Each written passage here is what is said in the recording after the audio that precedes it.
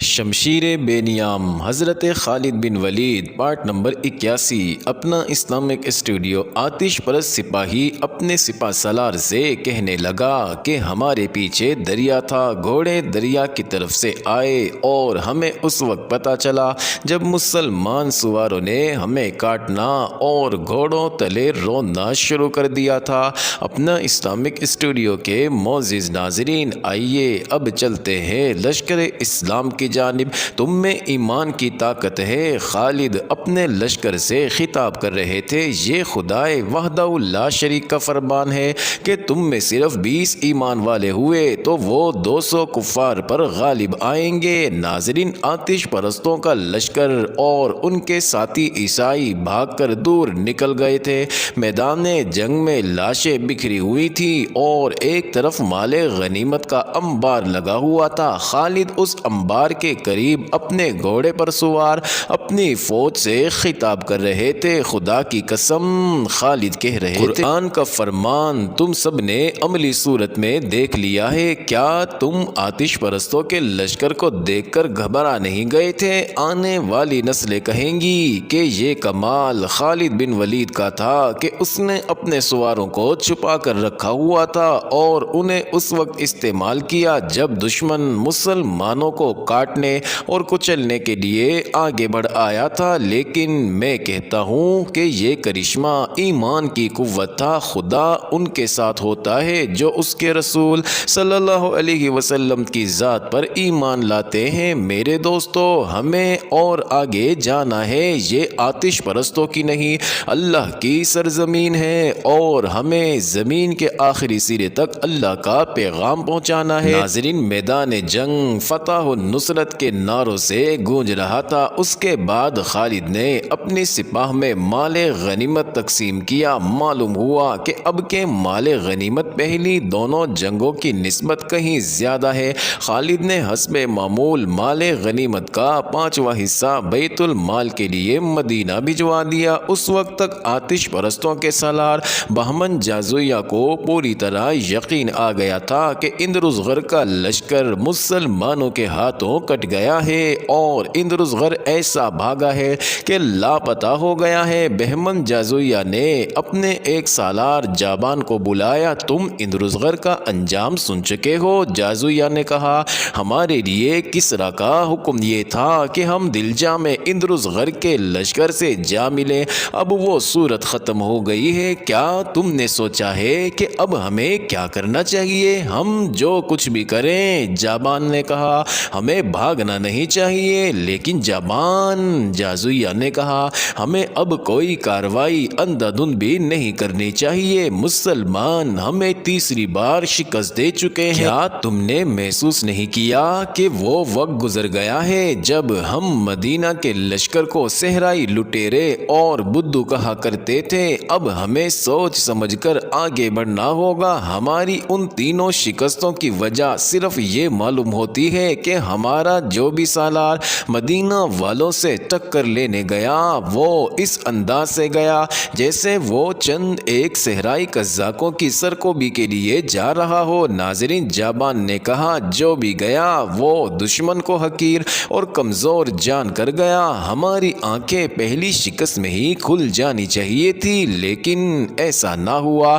آپ نے بھی تو کچھ سوچا ہوگا۔ سب سے پہلی سوچ تو مجھے یہ پریشان کر رہی ہے۔ جازویہ نے کہا کہ کسریٰ عورت شیر بیمار پڑا ہے، میں جانتا ہوں اسے پہلی 2 شکستوں کے صدمے نے بستر پر ڈال دیا ہے۔ ایک اور شکست کی خبر اسے لے ڈوبے گی۔ یہ بھی ہو سکتا ہے کہ اس شکست کی خبر پہنچانے والے کو وہ قتل ہی کرا دے۔ لیکن جابان نے کہا، ہم کسریٰ کی خوش نودی کے لیے نہیں لڑ رہے، ہمیں زرتشت کی عظمت اور آن کی خاطر لڑنا ہے۔ میں تم سے ایک مشورہ لینا چاہتا ہوں جابان۔ جازویہ نے کہا، تم دیکھ رہے ہو کہ کسریٰ نے ہمیں جو حکم دیا تھا وہ بے مقصد ہو چکا ہے۔ میں مدائن چلا جاتا ہوں، کسریٰ سے نیا حکم لوں گا۔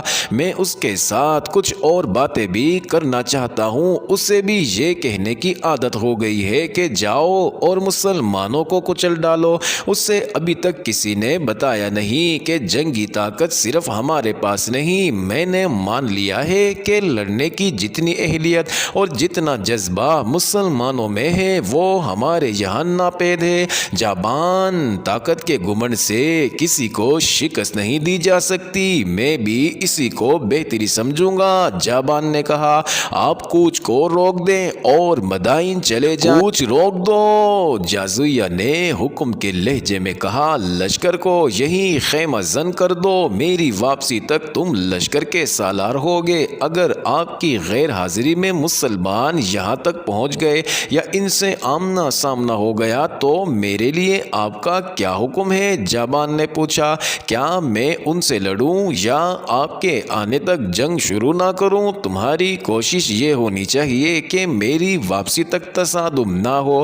جازویہ نے کہا، آتش پرستوں کا لشکر کا کوچ روک کر اسے وہی خیمہ زن کر دیا گیا اور بہمن جازویہ اپنے محافظ دستے کے چند ایک گھڑ سواروں کو ساتھ لے کر مدائن کو روانہ ہو گیا۔ بکر بن وائل کی بستیوں میں ایک طرف گریہ وزاری تھی اور دوسری طرف جوش و خروش اور جذبہ انتقام کی للکار۔ ناظرین، اس عیسائی قبیلے کے وہ ہزاروں آدمی جو للکارتے اور نعرے لگاتے ہوئے آتش پرست لشکر کے ساتھ مسلمانوں کو فارس کی سرحد سے نکالنے گئے تھے، وہ میدان جنگ سے بھاگ کر اپنی بستیوں کو چلے گئے تھے۔ یہ وہ تھے جو زندہ نکل گئے تھے، ان کے کئی ساتھی مارے گئے تھے، ان میں بعض زخمی تھے جو اپنے آپ کو گھسیٹتے آ رہے تھے مگر راستے میں مر گئے تھے۔ عیسائی جب سر جھکائے ہوئے اپنی بستیوں میں پہنچنے لگے تو گھر گھر سے عورتیں، بچے اور بوڑھے نکل گئے۔ ناظرین، ان شکست خوردہ ٹولیوں میں عورتیں اپنے بیٹوں، بھائیوں اور خاوندوں کو ڈھونڈنے لگی۔ بچے اپنے باپوں کو دیکھتے پھر رہے تھے۔ انہیں پہلا صدمہ تو یہ ہوا کہ وہ پٹ کر لوٹے تھے، پھر دوسرا صدمہ انہیں یہ ہوا جب ان کے عزیز واپس نہیں آئے تھے۔ بستیوں میں عورتوں کی آہ و فغان سنائی دینے لگی، وہ اونچی آواز سے روتی تھی، پھر تم زندہ کیوں آ گئے ہو؟ ایک عورت نے شکست کھا کر آنے والوں سے چلا چلا کر کہا، تم ان کے خون کا بدلہ لینے کے لیے وہیں کیوں نہیں رہے؟ یہ آواز کئی عورتوں کی آواز بن گئی، پھر عورتوں کی یہی للکار سنائی دینے لگی، تم نے بکر بن وائل کا نام ڈبو دیا ہے، تم نے ان مسلمانوں سے شکست کھائی ہے جو اسی قبیلے کے ہیں، جاؤ اور شکست کا انتقام لو، مثنہ بن حارثہ کا سر کاٹ کر لاؤ جس نے ایک ہی قبیلے کو دو دھڑوں میں کاٹ دیا ہے۔ ناظرین، یاد رہے کہ مثنہ بن حارثہ اسی قبیلے کا ایک سردار تھا، اس نے کچھ عرصے پہلے اسلام قبول کر لیا تھا اور اس کے زیر اثر اس قبیلے کے ہزاروں لوگ مسلمان ہو گئے تھے۔ ان مسلمانوں میں سے کئی خالد کی فوج میں شامل ہو گئے تھے۔ اسی طرح ایک ہی قبیلے کے لوگ ایک دوسرے کے خلاف صف آرا ہو گئے تھے۔ تبری اور ابن قتیبہ نے لکھا ہے کہ شکست خوردہ عیسائی اپنی عورتوں کے طعنوں اور ان کی للکار سے متاثر ہو کر مسلمانوں کے خلاف لڑنے کے لیے تیار ہو گئے۔ ناظرین، بیشتر مورخین نے لکھا ہے کہ عیسائیوں کو اس لیے بھی پیش آیا تھا کہ ان کے اپنے قبیلے کے کئی ایسے افراد نے اسلام قبول کر لیا جن کی کوئی حیثیت ہی نہیں تھی، لیکن وہی افراد اسلامی فوج میں جا کر ایسی طاقت بن گئے تھے کہ فارس جیسے طاقتور شہنشاہیوں کو نہ صرف للکار رہے تھے بلکہ اسے تیسری شکست بھی دے چکے تھے۔ اب ان لوگوں کو اپنے مذہب میں واپس لانا بہت مشکل ہے۔ بکر بن وائل کے ایک سردار عبد الاسود عجلی نے کہا، ان کا ایک ہی علاج ہے کہ انہیں قتل کر دیا جائے۔ ناظرین، عبد الاسود بنو عجلان کا سردار تھا، یہ بھی بکر بن وائل کی شاخ تھی، اس لیے وہ عجلی کہلاتا تھا، مانا ہوا جنگجو عیسائی تھا۔ کیا تم مسلمانوں کے قتل کو آسان سمجھتے ہو؟ ایک بوڑھے عیسائی نے کہا، میدان جنگ میں تم انہیں پیٹھ دکھا آئے ہو، میں ایک مشورہ دیتا ہوں۔ اس قبیلے کے ایک اور بڑے نے کہا، ہمارے ساتھ جو مسلمان رہتے ہیں انہیں ختم کر دیا جائے، پہلے انہیں کہا جائے کہ عیسائیت میں واپس آ جائیں، اگر انکار کریں تو انہیں خفیہ طریقے سے قتل کیا جائے۔ نہیں، عبد الاسود نے کہا، کیا تم بھول گئے ہو کہ ہمارے قبیلے کے ان مسلمانوں نے خفیہ کارروائیوں سے فارس کی شہنشاہی میں کیسی تباہی مچائی تھی، انہوں نے کتنی دلیری سے فارس کی فوجی چوکیوں پر حملے کیے تھے، انہوں نے کسریٰ کی رعایا ہو کر کسریٰ کی فوج کے کئی کمانداروں کو قتل کر دیا تھا۔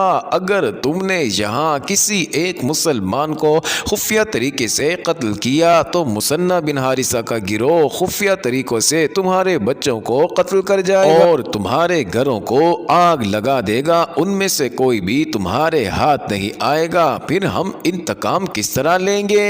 ایک نے پوچھا، تمہارے لیے تو انتقام بہت ہی ضروری ہے، کیونکہ تمہارے 2 جوان بیٹے دلجا کی لڑائی میں مسلمانوں کے ہاتھوں مارے گئے ہیں۔ شہنشاہ فارس اور مسلمانوں کی اپنی جنگ ہے۔ عبد الاسود نے کہا، ہم اپنی جنگ لڑیں گے، لیکن فارس کی فوج کی مدد کے بغیر شاید ہم مسلمانوں کو شکست نہیں دے سکیں گے۔ اگر تم لوگ مجھے اجازت دو تو میں مدائن جا کر شہنشاہ فارس سے ملوں گا، مجھے پوری امید ہے کہ وہ ہمیں مدد دے گا، اگر اس نے مدد نہ دی تو ہم اپنی فوج بنا کر لڑیں گے۔ تم ٹھیک کہتے ہو، مجھے مسلمانوں سے اپنے 2 بیٹوں کے خون کا حساب چکانا ہے۔ عیسائیوں کے سردار نے اسی وقت فیصلہ کر لیا کہ جس قدر لوگ مسلمانوں کے خلاف لڑنے کے لیے تیار ہو سکیں وہ دریائے فرات کے کنارے الیس کے مقام پر اکٹھے ہو جائیں